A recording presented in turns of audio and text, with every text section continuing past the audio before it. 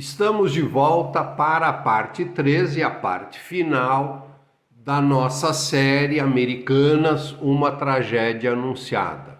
Quero, antes de mais nada, fazer um esclarecimento. É óbvio que hoje, no presente, é um tema, é um assunto que está ainda em ebulição. Estão querendo saber, até agora não vi entrevista do antigo presidente, que ficou lá 30 anos na empresa, 20 anos na empresa. Mas, enfim, é um assunto que ainda está se explorando, procurando entender. Mas eu gostaria de enfatizar, quando eu digo uma tragédia anunciada, que é exatamente a abordagem que eu quero dar, que é a abordagem do estilo administrativo, dos valores, dos princípios, de como se imprime uma liderança que é obsessiva pelo lucro. E como isso acaba gerando na empresa como um todo e como isso acaba tirando do funcionário, extirpando da cultura de uma forma geral a verdadeira ética, os verdadeiros valores morais de princípio, que vai chegar numa hora que ou é a ética, ou é a própria moral, ou é a própria humanidade que você acaba conflitando, quebrando, desprezando, passando por cima, atropelando.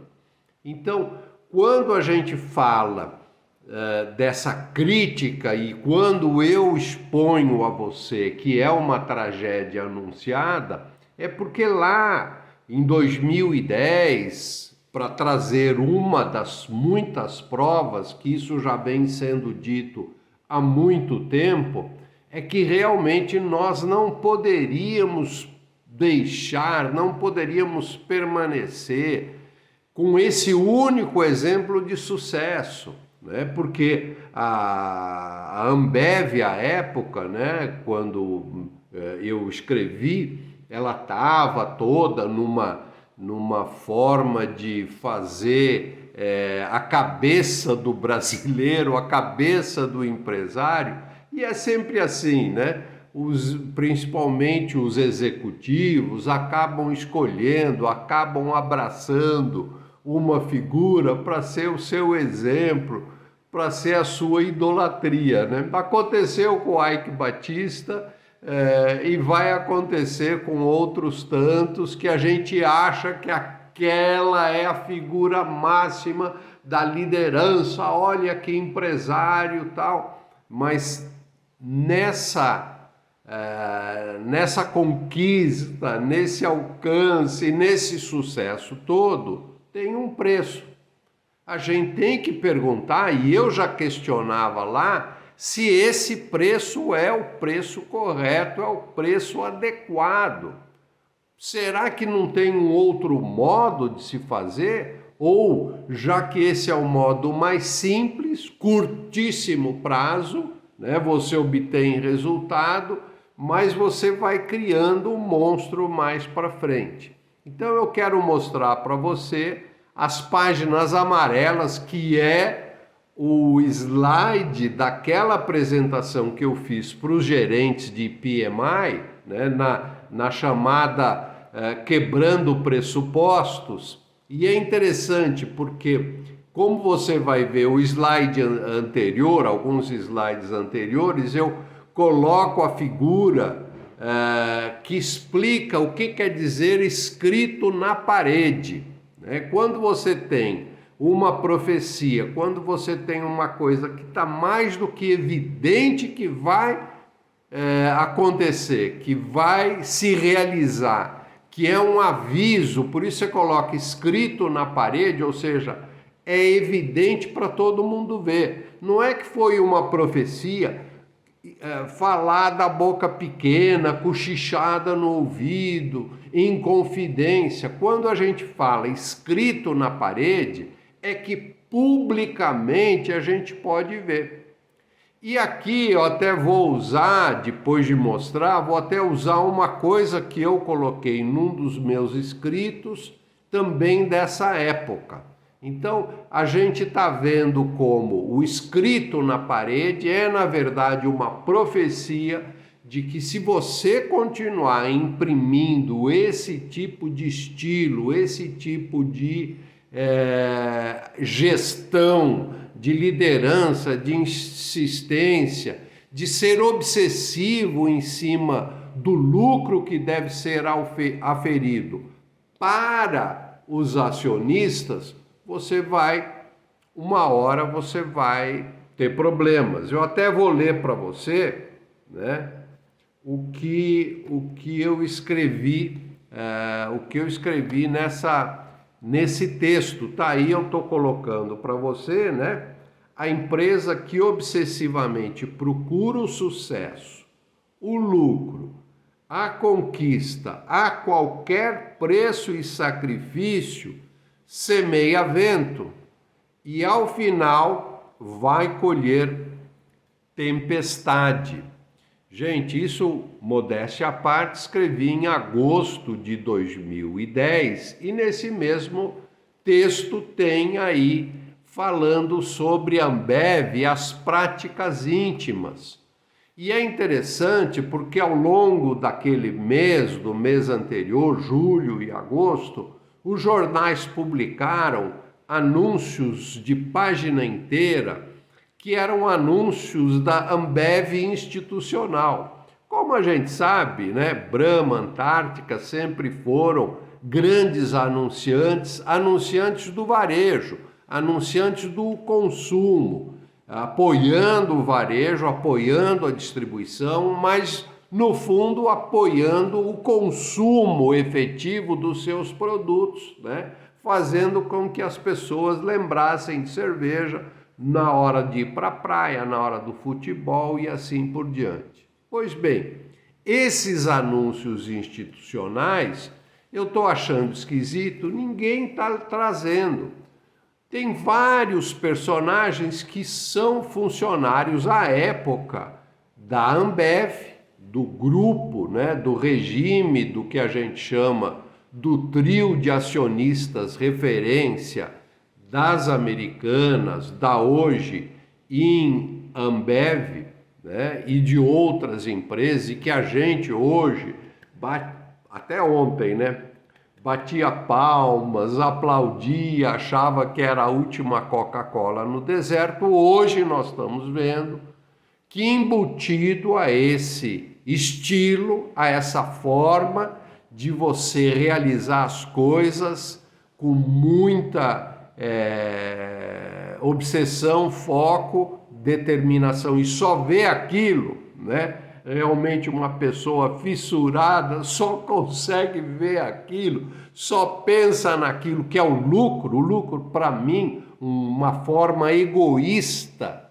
de você gerenciar, acaba gerando esses problemas. Então, vamos ver aí, né, nesse slide que foi colocado, tem aí o Carlos Brito, né, e como a gente falou dessa entrevista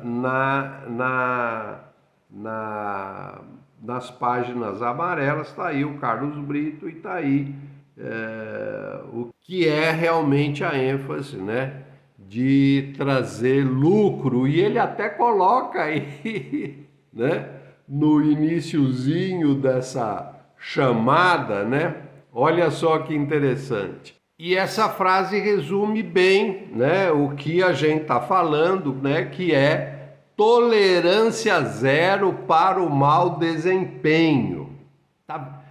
Dá para perceber por que a tolerância é zero para o mau desempenho? Porque ele precisa 100% de um excepcional desempenho. Por que desse excepcional desempenho? Qual é o motivo?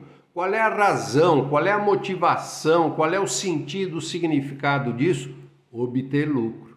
Eu preciso obter lucro, então o bom desempenho tem que estar intimamente ligado e alinhado à obtenção do lucro. Então, quando a gente faz essa crítica, e essa crítica, como eu disse, foi feita há muitos anos atrás, a gente está querendo batalhar para um estilo, para uma forma de management, de administração, de gestão, que é de um outro caminho, e a gente vai estar falando mais para frente, porque isso tem tudo a ver com a disrupção de carreira. Tem a ver, inclusive, de você estar procurando, você vai estar, provavelmente, a grande maioria de nós, quando eu digo aqueles que estão numa idade produtiva entre 35 a 40, 45 anos, vai procurar empresas, vai procurar trilhas onde realmente ele possa se destacar, mas que ele possa ter segurança do futuro. E a segurança do futuro tem muito a ver com o estilo, os valores, os princípios, a cultura da empresa. Vou para mais uma ilustração que a gente está aqui, né? Onde você pode ver alguns dos anúncios que eu tirei da internet, que eu achei na internet, que é lá de 2010, onde retratam funcionários da Ambev falando bem do estilo, valores e cultura. Tá aí alguns nomes para serem entrevistados para ver se realmente ainda estão na empresa e se concordam com o estilo com o qual viviam e vivenciavam, e se hoje, decorridos mais de 10 anos, eles não têm a liberdade de falar, explicar talvez algumas coisas numa forma até de uma autocrítica, né? Um cara que fala muito sobre maximizar o valor do acionista e que isso é um tiro no pé, é um problema, é o Steve Denning. Eu até recomendo que a gente pesquise algumas das coisas. Ele é um cara que está sempre promovendo os seus pensamentos, seus estudos, querem livros, querem apresentações. E aí é que está o problema, quando você só pensa ideia fixa em maximizar o valor do acionista, maximizar o rendimento do acionista. Um outro crítico dessa abordagem seria o próprio Peter Drucker, se estivesse vivo hoje, porque ele falava, olha, o propósito da empresa é criar valor, mas criar valor para quem? Para o mercado, para a sociedade, para os seus funcionários, para os fornecedores, os outros stakeholders e, claro, também para o acionista. Mas tem que ter um equilíbrio, e eu vou falar sobre esse equilíbrio mais para frente, ao fazer o meu fechamento. Mas eu queria chamar a atenção para esse nome, para essa entrevista que eu acabei lendo ainda hoje de manhã a respeito desse episódio das Americanas. E aqui a gente tem o Alexandre de Miceli, que é o cara da ética empresarial na prática, é o nome do livro dele, né? E ele traz uma entrevista muito interessante no portal da Exame, né? Revelando até essa crítica, quer dizer, ele na crítica está bem alinhado com inclusive aquilo que eu já falei nos vídeos passados, né? Que é obsessão, que é não ter os valores. Ele fala até da Round Table, Business Round Table, que em 2019, não está no artigo, mas eu relembro que em 2019 levantou uma série de princípios e postura que a empresa, através do seu CEO, deve implementar no seu negócio, para torná-lo mais confiável, para torná-lo efetivamente mais longevo. Eu quero terminar então com duas falas, duas afirmativas, uma feita pelo Scott Fitzgerald, que é muito conhecida de nós, que diz o seguinte: uma inteligência de primeira grandeza é quando você consegue manter na sua mente duas ideias opostas, duas ideias antagônicas.